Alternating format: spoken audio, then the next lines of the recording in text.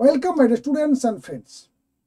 Net UG 2025-এর age limit, attempt limit, এই বিতর্ক খুব জোর কদমে চলছে বিভিন্ন পত্রপত্রিকা, সেই সঙ্গে বিভিন্ন সোশ্যাল মিডিয়া এবং অবশ্যই একেবারে টপ লেভেলে অর্থাৎ সরকারের তরফেও এই বিতর্ক কিন্তু ঢুকে পড়েছে।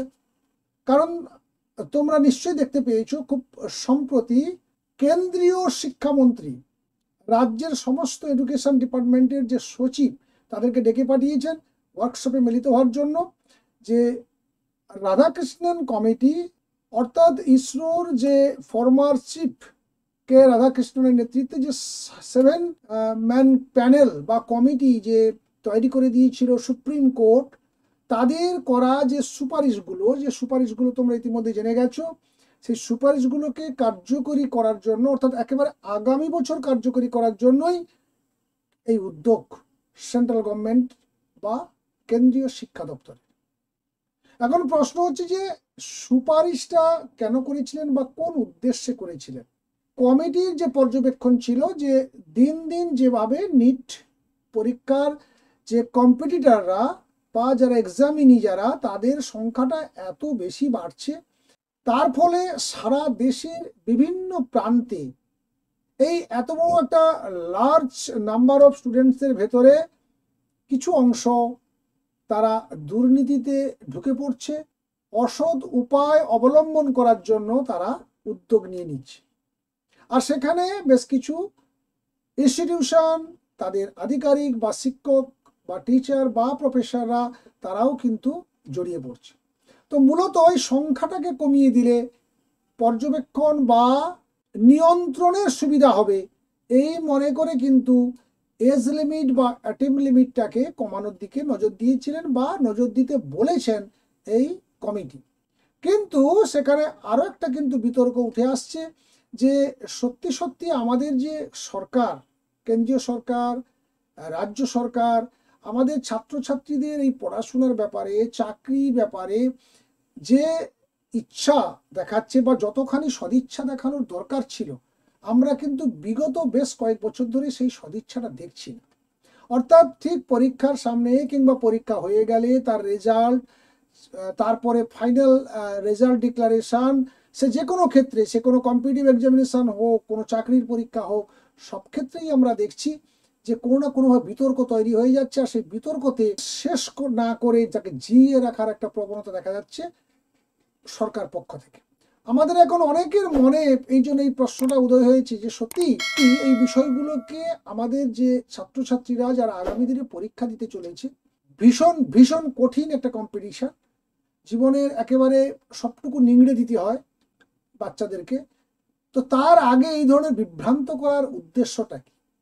সেরকম কোনো মতলব নেই তো। যদি থাকে তাহলে বুঝতে হবে যে আমাদের প্রত্যেকের ভীষণ দুর্ভাগ্য যে আমরা এরকম একটা পরিস্থিতির মাঝখানে পড়ে গেছি। তবুও তোমাদেরকে বলবো যে দেখো, অন্ধকারের পরে গিয়ে কিন্তু আলোর একটা দিশা থাকে। তো তোমরা মন খারাপ করার দরকার নেই। তো তোমরা বিভ্রান্ত হবে না, মানসিকভাবে দুর্বল হবে না। তোমরা কিন্তু একেবারে পাখির চোখ করে রাখো যে 2025-এ যে নিট পরীক্ষাটি আসছে সেখানে যেন একটা ভালো রেজাল্ট তোমরা করতে পারো। তার জন্য যে প্রিপারেশান চলছে, যে যেমনভাবে প্রিপারেশান নিচ্ছ, যার যেমন সামর্থ্য অনুযায়ী সেই প্রিপারেশানটা কিন্তু চালিয়ে যাবে। বিন্দু মাত্র তোমরা কিন্তু রেস্ট দেবে না বা গ্যাপ দেবে না, মানসিকভাবে পিছিয়ে পড়বে।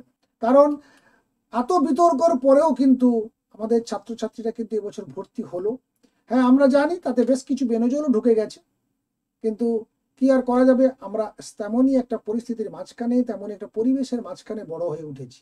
তাই আমাদের এই পরিবেশে থেকে, এই পরিবেশের মধ্যে থেকে, এই সিস্টেমের মধ্যে থেকে আমাদেরকে লক্ষ্য পূরণের জন্য লড়াই চালিয়ে যেতে হবে।